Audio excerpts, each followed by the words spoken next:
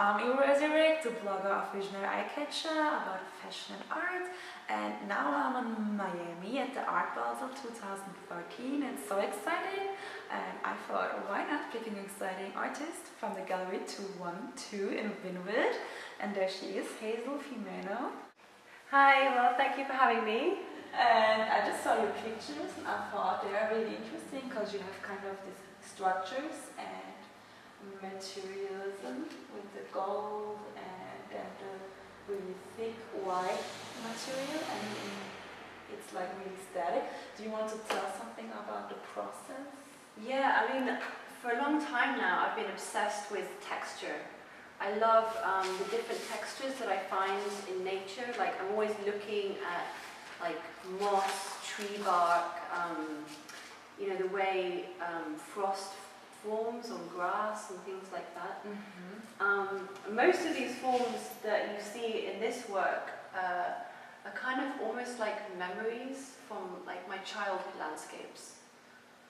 Where you grown up? Yeah, near Wales, in Shropshire and Herefordshire, so very rural and a lot of nature. So this is kind of, for me, it's kind of returning to that because I've been here for a few years now, and you know, when something reminds me of these childhood places, you know, I get a little bit homesick. Oh. So you know, this is really kind of like a return to that, especially with the textures here. So you're kind of showing like your mood of your childhood and like the weather. There are some elements of that, definitely, yeah. So it's kind of flashing your background back. Yeah, I think it's kind of honouring kind of where I came from, you know. Yeah. And honouring the memories. So can you tell me a little bit more about your background? So were you born? Artistically, yeah, I was born in a place called Ormskirk, that's near Liverpool actually, but I grew up Shropshire and Herefordshire, which are near the Welsh border. Mm-hmm. So like I said, like very rural, lots of farming countryside, that kind of thing. It's beautiful. Alright. And how does it came you were like starting painting? Was it like what did you study it, or I've always been passion creative. Like even as a child, I would, you know, draw things. I had, you know, like sketchbooks, and I draw kinds of things, usually like animals. Mm-hmm. I drew a lot of animals and landscapes and scenery, things like that. And I did a foundation course in art and design. And at one point, I was making these sort of weird sculptural pieces from recycled materials. Mm-hmm.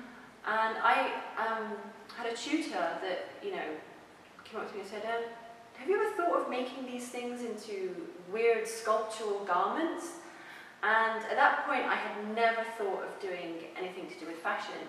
And then I saw these strange objects, and then I started to see them like as garments, like on a human body, and that kind of made me want to do fashion. After that... So you started with fashion first?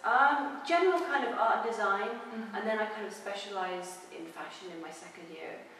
I then went to do fashion design course at university. And then after 2 years, I decided that it wasn't what I wanted to do. And how come? I just think it was. I didn't think the industry was for me. Mm-hmm. And also, I felt out of my depth with a lot of the elements. Like my designing, my drawing was really good, but I was really bad at sewing. That was one thing that really brought me down. So I thought to myself, there's no way I can survive in this industry, I just can't do this. There was one project we had, and you know, we had big rooms full of sewing machines. I was working on this one garment and I was having a real problem with it. I couldn't figure out what I'd done wrong. And my tutor came up to me and she's like, okay, so what do we have here? And she's picking it up and she's turning it round and round and round. And she's like, Hazel, I don't even know what this is. And I think at that point, I'm like, okay, I don't think this is for me. So, you know, obviously I knew I was creative. You know, I love drawing and painting. It took me another 5 years after that to get back into painting. because after that I just went and travelled and just to decide what I wanted to do. I lived in New York for a while. I travelled, you know, South America a little bit, you know, I then settled down here. Yeah, and it's only 5 years ago that I got back into painting again. Alright, so it was like kind of a creative process you gone through? I think I just needed the right kind of Direction? space in my head, you know. Alright. I always carried a sketchbook with me. Whenever I was inspired by something, I would jot something down. But I had no space to create because I was travelling a lot. And then when I settled down, I finally had, you know, my own studio. I could then create, you know, some nice paintings. And some of my paintings have actually been inspired by the sketches that I carried with me, you know, when I was travelling. Okay, and you said you were traveling. Were there places you really get inspired with, people or situations that really like got you? Yes, not in like a kind of linear way though. I think it would kind of, I would internalize it and then kind of, you know, take something completely different out of it. You know, like a dream. It's not exactly how reality is, it's how your body kind of, your mind processes reality. Yeah, could be a smell or a color. Or yeah, exactly. Alright. But yeah, during those times I was travelling, I was kind of, I felt like I was very much kind of inside my head a lot. And I think that came out in a lot of my sketches, because they weren't ever sketches of people or scenery or anything like that. They were just kind of sketches of internal things. A lot of them were like abstract patterns and things like that. So would you say you get your inspiration by traveling, or how you get your, you know, your spiritual creativity? I think that's where I get my motivation. That's where I was kind of building up, you know, like the momentum to start creating again through traveling, through moving, you know, creating kind of like I said, the momentum. Okay. And is there something you were like addicted or crazy about it when you use your creativity at painting, like a music or a place or a color or someone you have to be with to get those imaginations? For me, like, I love just being in like a natural environment. And to me it doesn't really matter what that environment is. It could be the beach, it could be a forest, it could be a lake, it could be anywhere like that. Because that's when my mind really kind of calms down and goes back to its like natural wavelengths, you know, and that's when the creative process starts, you know.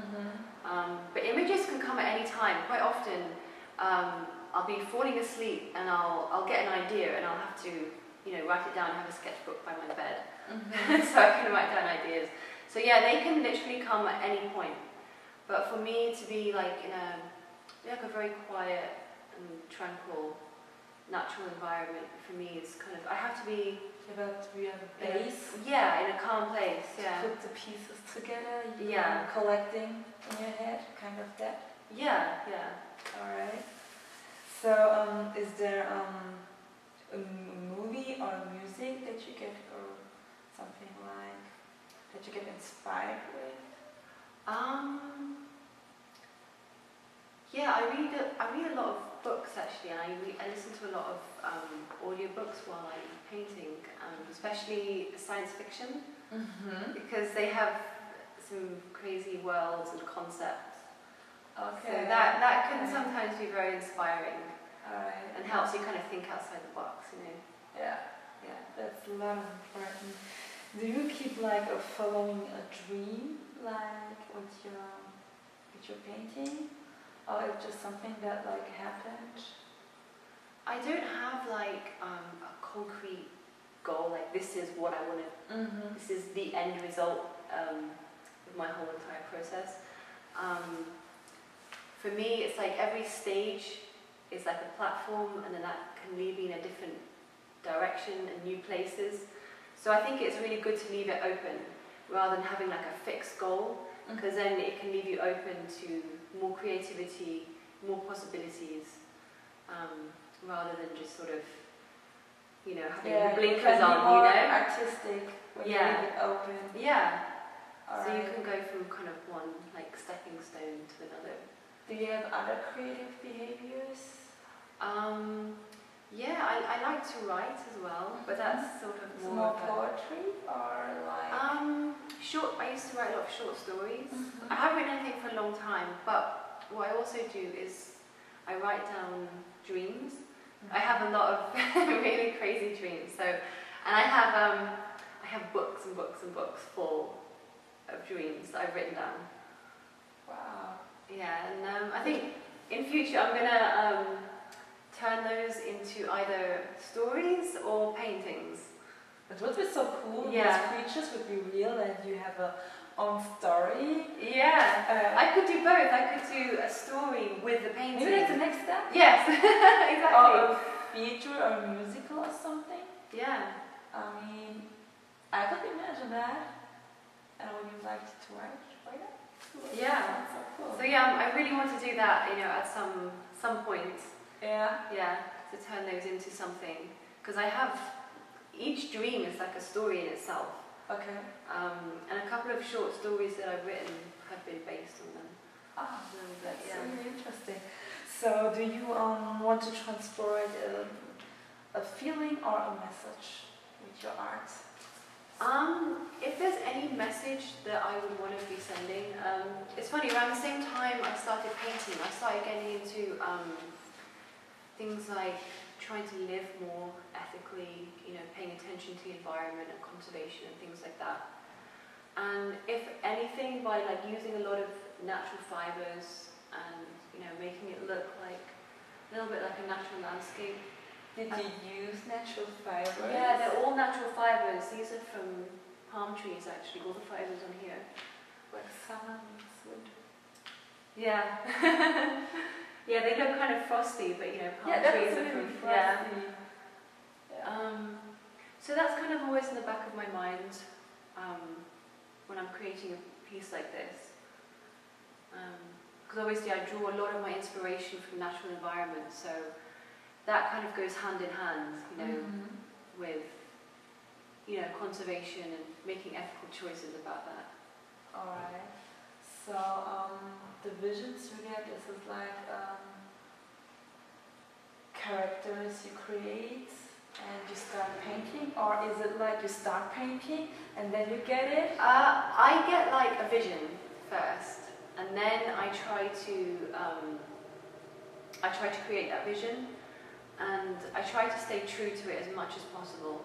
Obviously, as I go along, it does evolve, and it evolves into its own entity in a way, which is never a bad thing. You know, it doesn't matter if it's not exactly how it is in my head, because it will always turn into something of its own. It becomes its own thing. You know. All right. And is there something like you missed in fashion industry that you are having now with the painting that you're really happy about it? So you feel more free in some ways? I do, yeah. When I was creating fashion, I didn't feel free. Like with my designing, there was freedom in that, but because I was very limited as far as... Because it has to be on your body, right? Yeah, exactly. There's only one format, you know. You know, you couldn't do some crazy designs, but at the end of the day, it has to fit a human body. Whereas here, I can go crazy and do whatever. You know? You can go out of, so you go out of the frame. That's really cool. And your art is really three-dimensional, so it's not like flat. Yeah, I feel like you have like this fantasy, like wanted to stepping up. Yeah, so it really kind of, there's a fantasy world, but it's kind of stepping into this world, almost. Yeah, you know, they're really close. Yeah, it's becoming part of this world. And the thing is, I'm having a problem with people touching it, because, like you said, it's very close, you know, kind of invites people in because it's sort of three-dimensional, it's kind of stepping into this world kind of thing. Yeah. So people want to react to it and interact with it and touch it. Which is nice, you know, I like that people are responding to my work that way, but I have to put something over the front to protect them. But the funny thing is, the more I sit here, the more I feel connected to them. You feel like you're immersed? Yes, I feel like really like they like I said, they're like coming out of the frame. Yeah. And when yeah. you're writing like stories, I can really imagine like you doing like something with a performance art, Right. or something like that. I have ideas for more sculptural pieces, so more along the lines of these side panels. So, I mean, this is sort of a little three-dimensional, but I would have them as a sculpture of an actual person and covered with, you know, the natural fibres and the wax. So it's a freestanding object. Alright. So that's... Why is it not here? That's something I haven't done yet. It's just an idea I have. Okay. So it's really interesting how your ideas are developing into the surface and how you came from fashion to art, and I feel like you're happy being an artist now. Yes, much happier. I would say that, you know, a lot of my figures are very highly stylized. I think that has come over from, you know, my fashion background. Because when you do fashion illustrations, they're always very, very highly stylized figures. And I think that's kind of translated a little bit into my artwork. Because this is a very highly stylized figure. Although I'm actually doing more realistic figure drawing with live models. So I can kind of, you know, paint more realistic flesh tones and figures, so I can then put that into my artwork as well. Alright, that sounds wonderful. So, yeah, I get like imaginations like about the stories and the figures, and I hope you will achieve your next visions more than out of the thank you. I would be so curious about it because I really have a connection to your pictures. Thank you. And I'm really glad that I met you today and that we have a chance to have a sneak peek in your mind. Absolutely. That you are us. I just wish you the best for you and your creativity. Thank you so much. Please just keep going on. Yeah, thank you. Well, thank you for giving me the opportunity to share some of the inner workings of my crazy mind.